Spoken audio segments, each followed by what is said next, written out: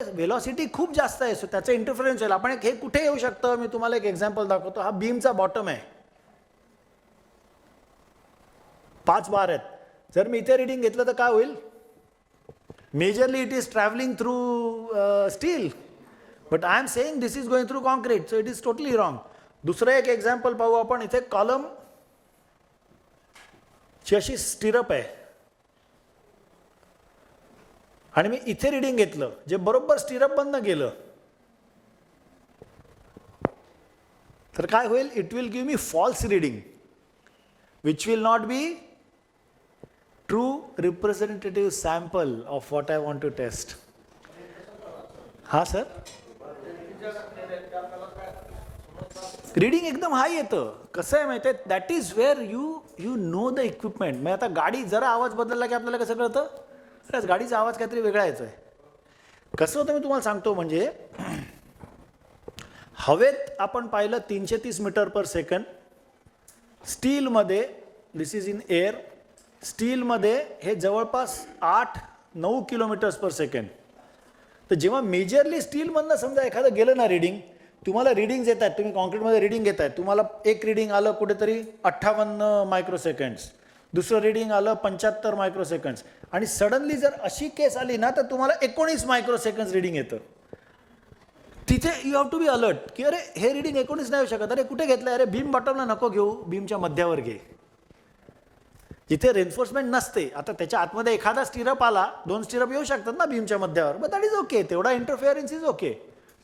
म्हणून काय म्हटलंय, parallel to the pulse path, parallel म्हणजे त्या पूर्ण लेंथमध्ये जर स्टीलचे बार आले तर only then the interference will be unacceptable, otherwise there will be acceptable interference. Correct frequency transistor shall be used which depends on path length. आता कसं आहे तुम्हाला हे माहिती आहे की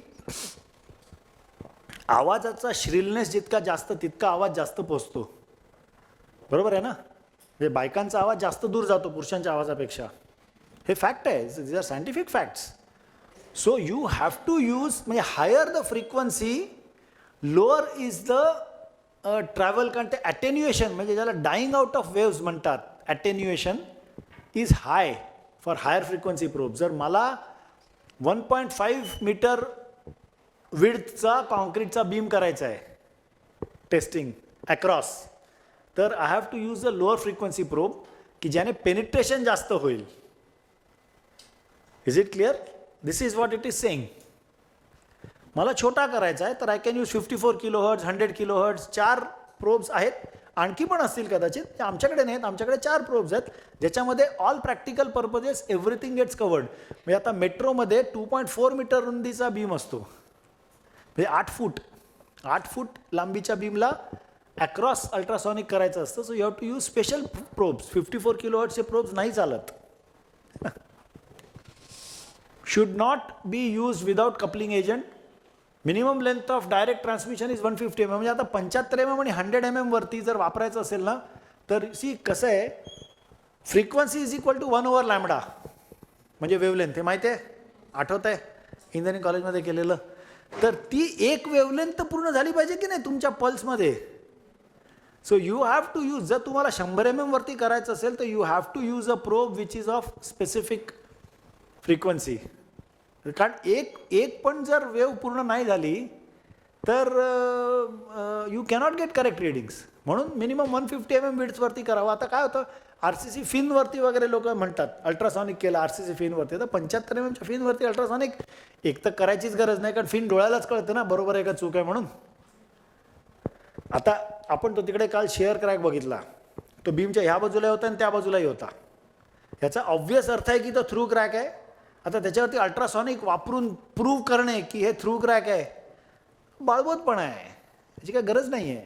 what you can see with visual inspection you need not again try to prove it. जिथे visual इन्स्पेक्शनने वाटतं की अरे हे असंही असेल आणि असंही असेल, तिथेच NDT करावं सस्पेक्ट एरियावरती. Something which is obviously good. म्हणजे आपण ज्याला हिंदीत म्हणतो की हात कंगन को आरसी क्या, किंवा म्हणजे हातच्या कंकणाला आरसा कशाला, अशी एक जी म्हण आहे मराठीमध्ये, इज द सेम थिंग. जे डोळ्याला ऑब्व्हियसली दिसते ते परत NDT कशाला करायचं, इट्स नॉट निडेड. ही एक छोटीशी केस स्टडी आहे बघा. इथे can you see a crack here, can you see a thickness here. Original concrete इकडे आहे आणि त्याच्यावरती ऑलमोस्ट 40 mm POP चढवलंय, का माहिती नाही, आणि त्या POP वरती इनडायरेक्ट मेथडने अल्ट्रासॉनिक केलंय कोणीतरी. किती चुका झाल्या याच्यामध्ये. इथे क्रॅकिंग आहे, त्यामुळे हे POP डिबॉन्डेड आहे ह्याच्यापासून, कारण 40 mm POP असंही राहत नाही, वजनाला क्रॅक होतं ते. सो आणि त्याला इनडायरेक्ट मेथडने केलं आहे, आणि हे देऊन ॲक्च्युली कॉन्क्रीटची स्ट्रेंथ त्या रिपोर्टमध्ये एका पर्टिक्युलर लॅबोरेटरीने दिली होती, आणि त्याच्या based on this they had sed that the building is unsafe. आता तुम्ही काय टेस्ट करताय? POP टेस्ट करताय प्रॅक्टिकली इनडायरेक्ट मेथडने, आणि तुम्ही कॉन्क्रीटची स्ट्रेंथ देताय. म्हणजे असं म्हणण्यासारखं आहे की चेतन रायकर तुमचा हात किती गुळगुळीत आहे. अरे हात इथे आहे, हा शर्ट गुळगुळीत आहे. हे असाच प्रकार झाला आहे त्याचा तिकडे. Is it clear? USPV is carried out by indirect method when a direct method was easily. आता हा बीम आहे, ही केस एक्झॅक्ट अशी आहे बघा. हा प्रायमरी बीम आहे इथे, आणि हा प्रायमरी बीम आहे आणि इथे सेकंडरी बीम आहे. आता प्रायमरी बीमच्या दोन्ही साईडला डायरेक्ट मेथडने करू शकले असते, ते इनडायरेक्ट मेथडने केलं, ते पण अलॉंग द रेन्फोर्समेंट. 25 mm ला रेन्फोर्समेंट असणार आहे जाडीजुडी. तर आता ते किती फॉल्ट्स झाले, आणि हे सेम बिल्डिंग आहे दोन्ही. ह्या दोन्ही मी मुद्दाम how you should not use it हे दाखवायला करतो, कारण how you should do it हे आपण पाहिलंच त्या व्हिडिओमध्ये. हे बघा इथे मी तुम्हाला दाखवतो की जिथे ही फायर डॅमेज केस आहे. ॲक्च्युली आतमध्ये हे सगळं फायर डॅमेज आहे, हे कॉलमसुद्धा फायर डॅमेज आहे. इकडे तुम्हाला काळं काळं दिसतंय बघा, दिसतंय इकडे काळं काळं. तो धूर आल्यामुळे त्या धुराने झालेलं काळं दिसतंय बघा या सगळ्या खिडक्यांमधनं. So this is a case of fire damage concrete, ज्याच्यावरती प्लास्टर काढून POP लावलंय बघा. POPचे असे 3 इंच बाय 3 इंचाचे प्रोबपेक्षा थोडेसे मोठे असे फ्लॅट सरफेसेस क्रिएट करून मग त्याच्यावरती ग्रीस लावून रिडिंग्स घ्यायची. कारण जेव्हा तुम्ही प्लास्टर काढता तेव्हा हॅकिंगचे मार्क्स असतात किंवा अनड्युलेशन्स असतात. ती अनड्युलेशन्स लेवल करण्यासाठी त्या POPचा थिकनेस मिनिमम पाहिजे, एकदम बेअर मिनिमम, जितका कमीत कमी करता येईल तेवढा, आणि त्याच्यावरती सुद्धा ग्रीस लावायचं. That is the correct procedure of doing the readings. Highly accurate for assessment of interior concrete member for honeycombing porosity, inexpensive test and portable equipment बघितलं केवढं छोटं आहे ते, एका सूटकेसमध्ये घेऊन जाता येतं. Micro cracking in concrete can be detected. Effectiveness of grouting can be checked. Grouting म्हणजे काय आपण डिटेलमध्ये शिकलेलं नाही, पण आपल्याला माहिती आहे ग्राउटिंग म्हणजे काय, की आतली हवा रिप्लेस करणे. आता जर का मी काही पहिल्यांदा रिडिंग्स घेतली इकडे, बिफोर साईटवर गेल्या मला कळलं की याच्यामध्ये व्हॉइड आहे, आणि मग मी ह्याच्यामध्ये जर का ग्राउटिंग ओतलं,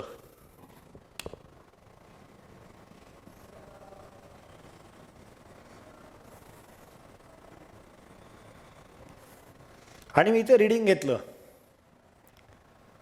तर हे रीडिंग आणि हे रीडिंगचं मोरॉरलेस बरोबर आलं, तर मला कळू शकतं की ग्राउटिंग माझं इफेक्टिव्ह आहे. आणि पण आता इथे तरी अजून व्हाईट राहिला आहे, मी ग्राउट बरोबर नाही केलं, इथे व्हाईट राहिला आहे, तर हे रीडिंग अजूनही बरोबर येत नाही आहे. मग मी कॉन्ट्रॅक्टरला सांगू शकतो, अरे ह्या एरियात अजून ग्राउटिंग कर, कारण इथे अजून रीडिंग बरोबर येत नाही. आता कळलं why is that statement efficacy और effectiveness of grouting can be checked. हे कळलं, वाक्य कळलं, understood very clearly.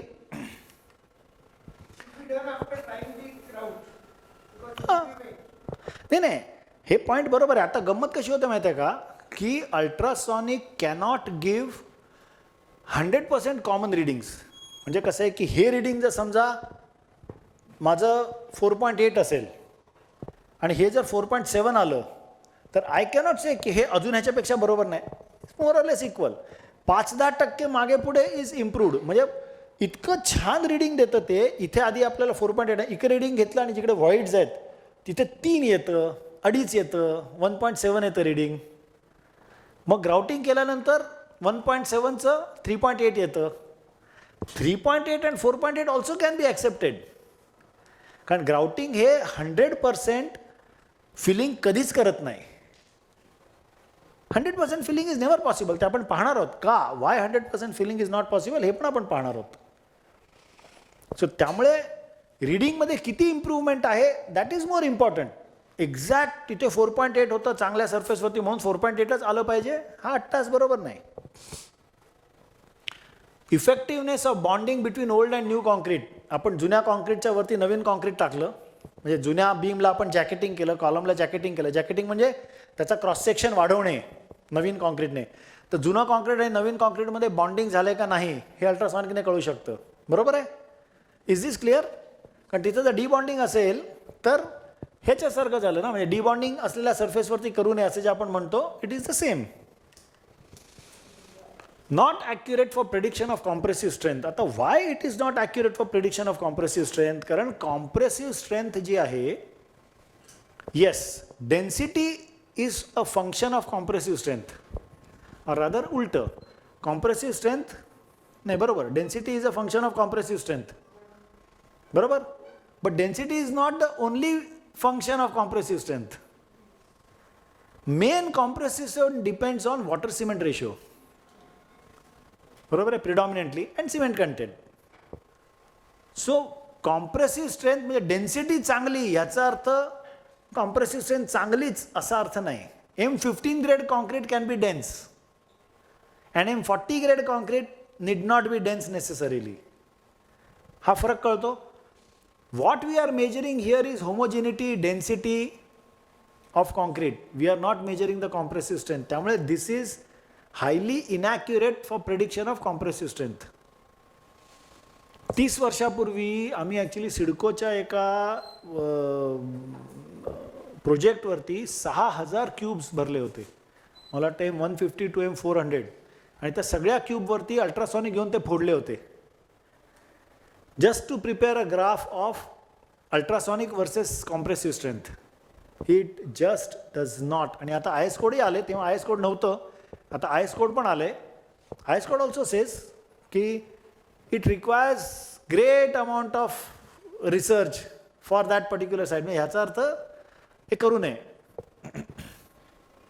Spot checking of quality and material, tomography machine using ultrasonic technique is now available. म्हणजे आमच्याकडे ते नाही, but it is now available in the market. म्हणजे जे मगाशी म्हणालो ना की मल्टिपल प्रोब्स असलेलं मशीन, ज्याला टोमोग्राफी मशीन म्हणतात, जे अवेलेबल आहे मार्केटमध्ये. जर तुम्ही गेलात अल्ट्रासॉनिक टोमोग्राफी म्हणून नेटवरती टाकलं तर त्या मशीनचे फोटो बिटो सगळं येतं.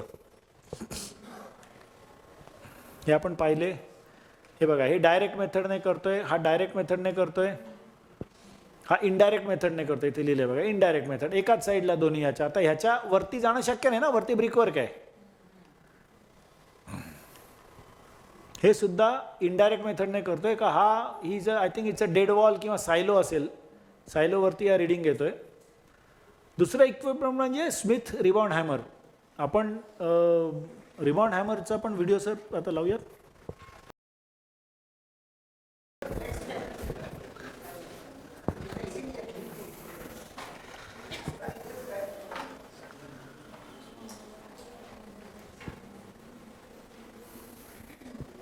हे पण रिबाउंड हॅमर बघा किती छोटं इक्विपमेंट आहे, एकदम portable.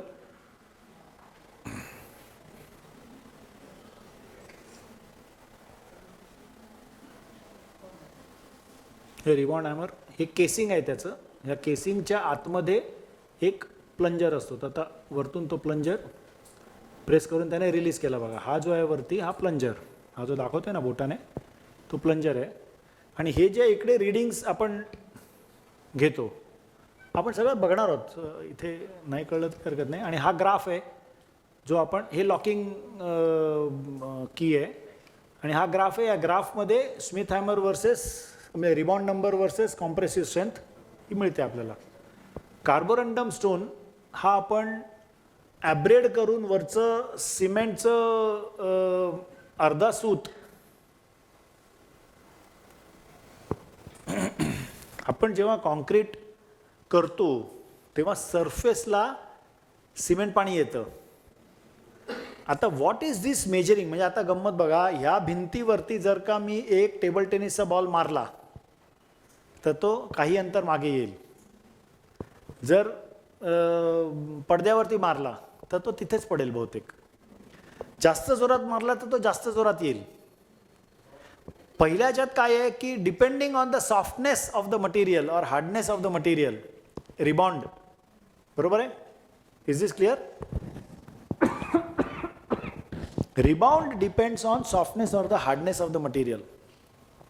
We are measuring the hardness. आणि सेकंड केसमध्ये मी काय बोललो, हायर इम्पॅक्ट जर दिला मी, जास्त जोरात मारलं तर बॉल जास्त जोरात मागे येईल.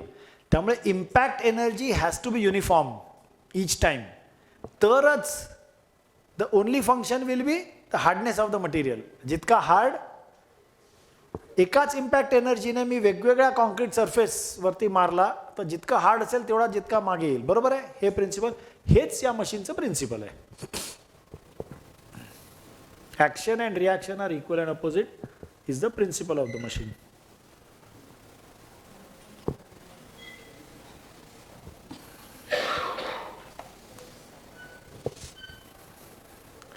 हे एक सॅम्पल आहे, तर हे आपण पाहूया जरा क्विकली. हा जो डायग्राम आहे ह्याच्यामध्ये हे केसिंग मगाशी आपण पाहिलं, याच्या आतला प्लंजर आपण पाहिला, त्याच्या आतमध्ये एक स्प्रिंग असते. या स्प्रिंगचा स्टिफनेस इज व्हेरी इम्पॉर्टंट. त्याच्या मागे हे मास आहे, हे जे दिसतं ना सॉलिड, हा. सो हे mass when you press the plunger, आता आपण पाहू ती टेस्ट. जेव्हा तुम्ही हा प्लंजर कॉन्क्रीट सरफेसच्या अगेन्स्ट प्रेस करता, हा प्लंजर असा बाहेर आलेला आहे, तो असा जेव्हा तुम्ही प्रेस करता तेव्हा ती स्प्रिंग दबली जाते आणि एका स्पॉटला ती स्प्रिंग रिलीज होते. ती स्प्रिंग जेव्हा रिलीज होते तेव्हा ते मास जे आहे ते ठाककनी त्या प्लंजरवरती आपटतं.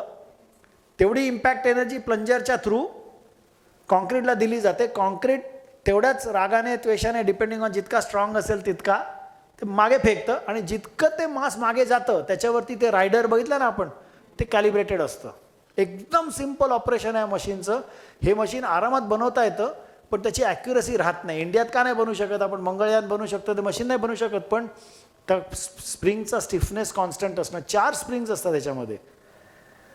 It is not a simple. म्हणजे त्यामुळे इंडियन स्मिथ हॅमर पण मिळते. आता ही स्मिथ हॅमर ₹1,00,000 आहे, ₹1,25,000. इंडियन स्मिथ हॅमर 10,000 रुपयाची पण मिळते, चायनीज स्मिथ हॅमर, पण त्याला ॲक्युरसी नसते, यु नो.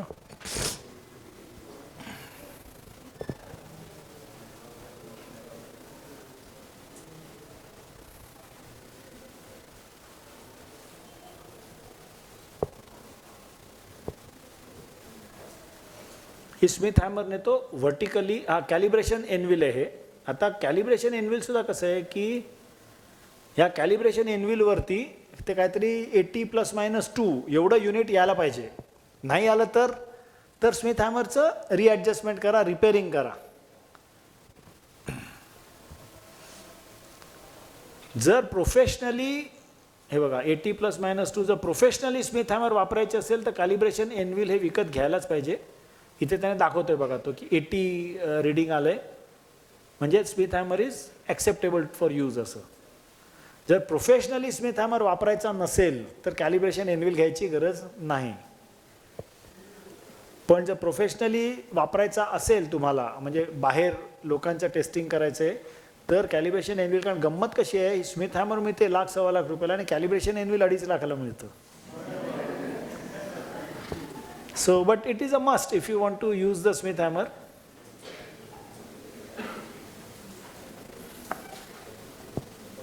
हा वर्टिकली डाऊन पोझिशन करतोय बघा. आता वर्टिकली डाऊन हे तो रीडिंग दाखवतोय.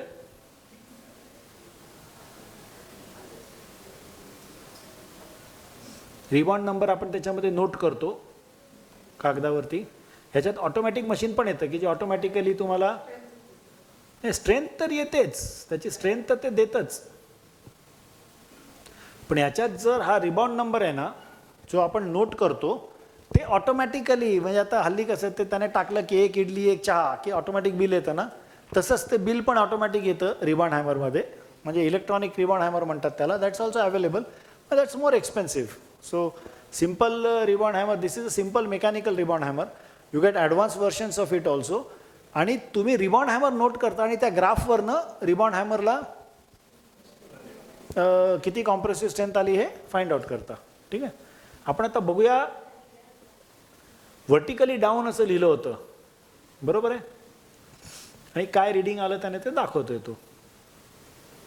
हॉरिझॉन्टल, आता इथे काय लिहिलंय बघा, testing to be done without plaster.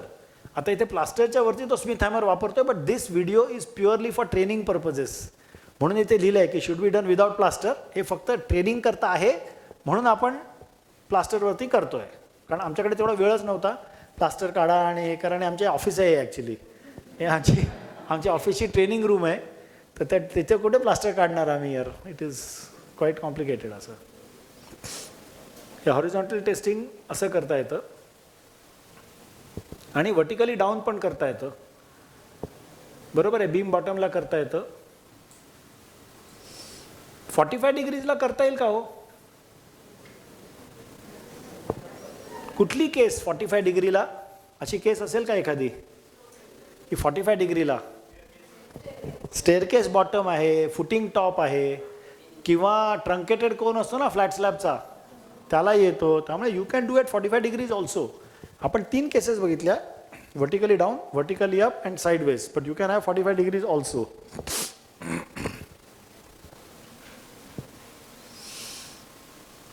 ह्याच्यामध्ये आता कार्बोरंडम स्टोन वापरल्याने काय फरक पडतो बघूया. आता हे कसं दिसतं, ग्रे रंगाचं दिसतंय ना, त्याच्यावरती जर कार्बोरंडम स्टोन वापरला, ही सगळी पावडर दिसते पडताना खाली, ती सिमेंट पावडर काढून टाकायची. म्हणजे हलकासा ग्रे रंगामध्ये फरक पडतो, तेवढंच आपल्याला घासायचं असतं. त्याचं दिसतोय फरक रंगामधला, दॅट्स ऑल.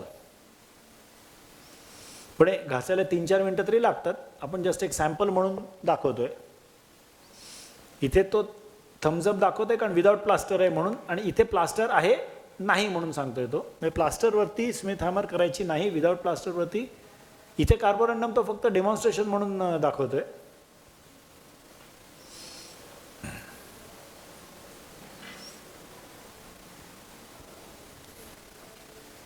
हे आपण थोडंसं फास्ट घेऊ कारण आपण हे बघितलंय स्मिथ हॅमर कशी रिडिंग घ्यायची,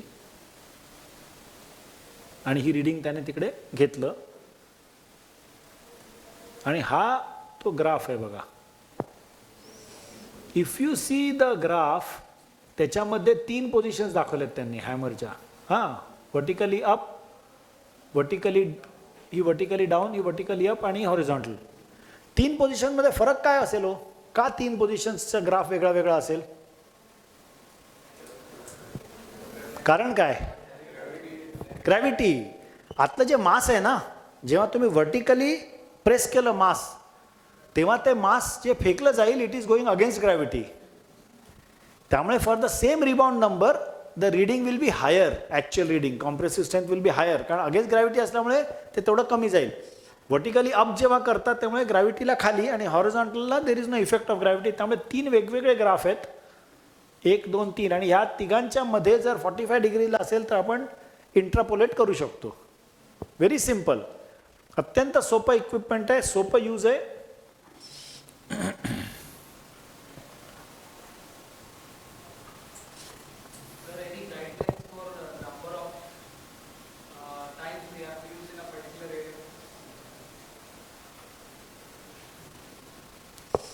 आता आपण याला जाऊया ना.